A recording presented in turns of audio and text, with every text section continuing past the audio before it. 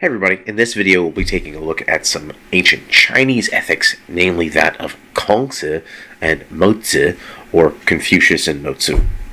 Now, Kongzi taught almost 2,500 or more years ago, and in his thinking, he said if we look back to ancient China, even more ancient than 2,500 years ago, everything was in balance, the kingdoms worked great, and since then there's been a series of downfalls of various kingdoms, there's been fracturing, and how do we get back to the harmony that existed in the past? And he says there's some things that we can do. The right kind of person is a Kongzi, so a righteous person. Sometimes it's translated as gentleman. You want to be that. You want to be a gentleman. You want to be a person who understands virtue or de and lives by the Dao, the way that one ought to live by. And you don't want to be a qiao, literally a tiny person, the opposite of a gentleman, someone who doesn't understand virtue, someone who doesn't understand what you ought to do. And so first, briefly, let's take a look at what Kongzi says about the notion of the Zhang, or the doctrine of the mean. So all this work, the Zhang was probably written by Zi, Kongzi's grandson, and nevertheless is part of the Confucian tradition. And it starts with this: what heaven, Tian, imparts to man is called human nature. To follow our nature is called the way, the Tao. Cultivating the way is called education. The way cannot be separated from us for a moment. What can be separated from us is not the way. Therefore, the superior man, the Kongzi, is cautious over what he does not see and apprehensive over what he does not hear.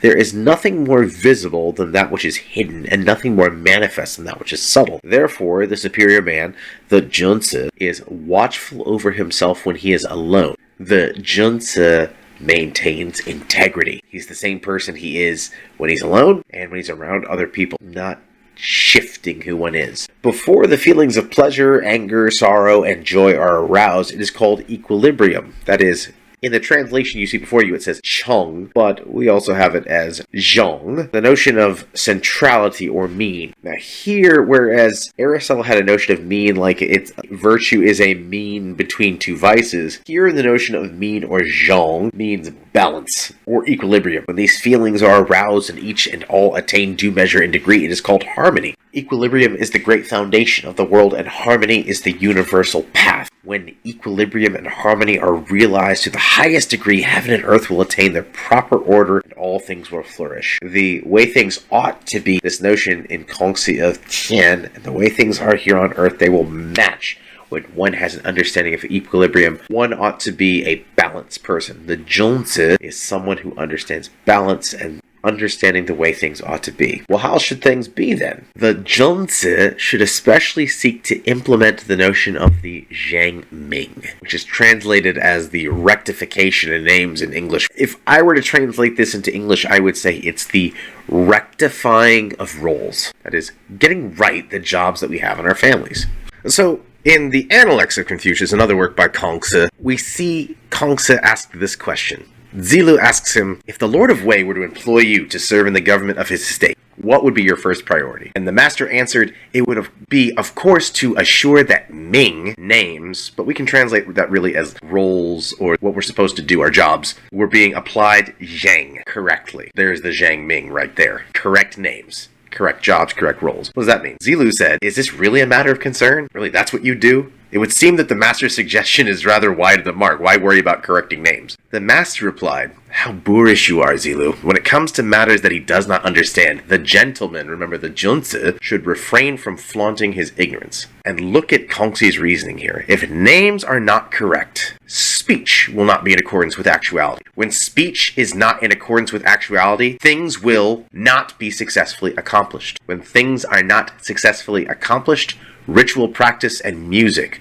will fail to flourish. When ritual and music fail to flourish, punishments and penalties will miss the mark. And when punishments and penalties miss the mark, the people will be at a loss as to what to do with themselves. This is why the gentleman only applies names that can be properly spoken and assures that what he says can be properly put into action. The gentleman simply guards against arbitrariness in his speech. That is all there is to it. So Kongzi made kind of a chain argument there where he said if names aren't right, all these other things will happen. Music and ritual won't happen. Penalties and punishments will be distorted. There'll be rampant injustice in the land. People won't know what to do. But all that could be stopped if you just get names right. And the gentleman, the junzi, knows this. So what does it mean to get names right? Again, names here, or Ming, means like a role or a job. And especially he has in mind those that we have in our family in society. Let's take a look. So what you see here, and these aren't in any particular order really, but these, according to Kongzi, are the main kinds of relationships that exist in society. Now, they're all rendered in masculine terms, but we could make some adjustments here. But here are the 5 basic kinds of relationships. There's the father-son relationship. Again, we could say parent-child, mother-daughter, father-daughter, mother-son. That's fine, but he always talks about it in terms of it being father-son relationship. We can talk about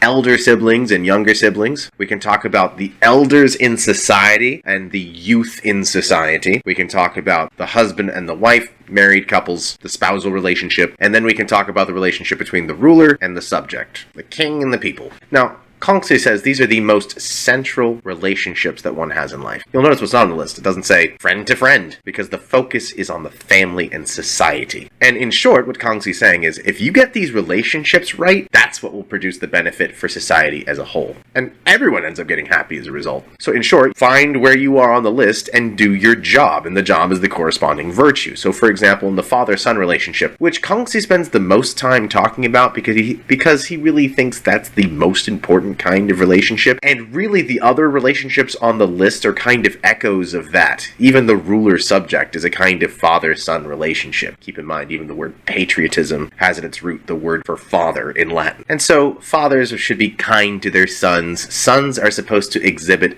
a particular kind of piety, filial piety. That means the piety of a son. A particular kind of respect. Even for Kongzi, after the parents are dead, it's not good to badmouth your parents, ever. It's not good to betray your parents. And that's really the central relationship. Get that right. Fathers be proper to their sons. Sons exhibit the proper dignity to their fathers. Everything else will just sink into place. And all those other kinds of virtues that you see in the other kinds of relationships, like the ruler is to be benevolent and the subject is to be loyal. Again, echoes of being kind to one's child, but also filial piety. You're supposed to have the same kind of loyalty to your ruler as you have to your father, kind of, but the father loyalty, the loyalty to one's own family, and especially the father, is the most important. At one point in the Analects, too, there's even a conversation between Kongzi and someone else where someone mentions that in their kingdom, kids even turn in their parents when they commit crimes, and Kongzi is aghast. He says, that's not right. That's a complete disruption of the way things ought to be. You should have children being loyal to their parents, not turning them in and writing them out. Loyalty to one's father is of the utmost import. And really, you should figure out, how am I supposed to be treating each person as they accord on the list? How am I supposed to treat my father? How am I supposed to treat my king? How am I supposed to treat my elder siblings? How am I supposed to treat the youth in society? And figure out, where are you on the list, and do that job. Rectify that name. Don't get things out of accordance with what they're supposed to be. So you shouldn't treat your younger brother like your father with the same kind of dignity. That's not who they are. The ruler shouldn't treat their subjects like their own father. That's not right either. You need to get the names right. Now, while Kongzi wasn't exactly popular in his own time, about 2,600 years ago, a standardized form of Confucianism becomes the dominant view during the Han Dynasty. It's part of the Chinese culture of 2,000 years ago.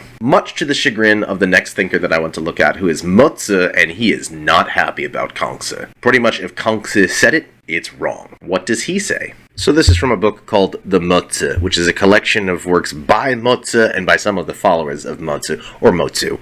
Our teacher Mozi says, the business of a benevolent person is to promote what is beneficial to the world and eliminate what is harmful. Our teacher Mozi says it is things such as great states attacking small states, great families wreaking havoc with lesser families, the strong robbing the weak, the many doing violence to the few, the clever deceiving the ignorant, and the noble acting arrogantly toward the humble. These are some of the great harms being done in the world. In addition, there are rulers who are not kind, ministers who are not loyal, fathers who are not loving, and children who are not filial. These too are some of the great harms in the world. There are also those of low character who use weapons, poison, water, and fire to injure and steal from one another. These too are some of the great harms in the world. If we try to discover the origin of these different harms, where do we find they come from?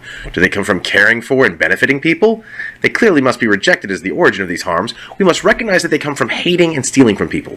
If we wish to distinguish those in the world who hate and steal from people, do we refer to them as impartial or partial? We clearly must call them partial. And so it is that those who are partial in their dealings with others, they're the ones who are the real cause of the great harms in the world. Now, it's subtle, but Mozi just called out Kongzi. The whole thing of figuring out where you are on the list of the names, that's partiality. Partiality is to treat certain people in a certain way and others not in a certain way. You shouldn't treat your subjects like your father. You shouldn't treat your spouse like a son. You figure out what's the right role and you treat them accordingly. That's partiality. Mozi just said the problem with society is partiality. That's the problem. That's not the solution, which is what Kongzi was saying. Now he continues. This is why our teacher Mozi says, I condemn partiality. Replace partiality with impartiality. Our teacher Mozi says, if people regarded other people's states in the same way that they regard their own, who would then incite their own state to attack that of another? For one would do for others as one would do for oneself. If people regarded other people's cities in the same way that they regard their own, who then would incite their own city to attack that of another? For one would do for others as one would do for oneself. If people regarded other people's families in the same way that they regard their own, who then would incite their own family to attack that of another? For one would do for others what one would do for oneself. And so, if states and cities do not attack one another and families do not wreak havoc upon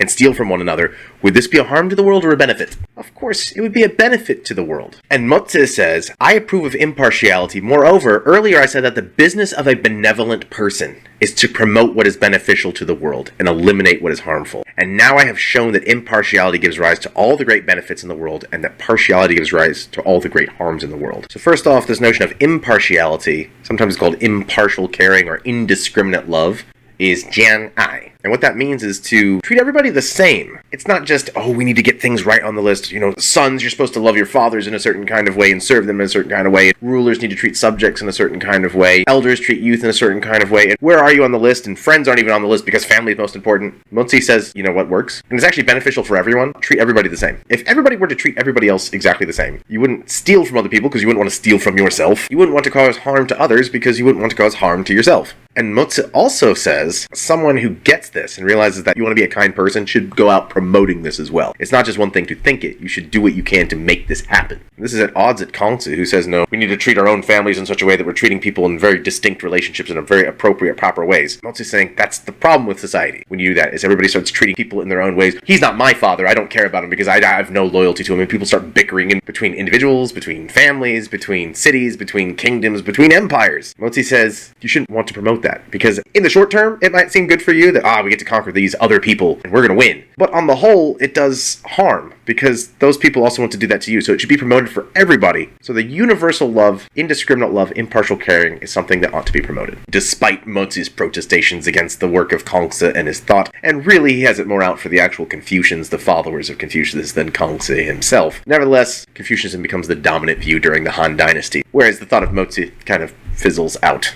Although there has been a resurgence in interest in Mozi over the last couple of decades. So that concludes this video on talking about these Chinese thinkers Kongzi and Mozi. So coming up, we'll be transitioning from talking about ancient ethics to looking at various kinds of relativisms. Ethical subjectivism, cultural relativism, and divine command.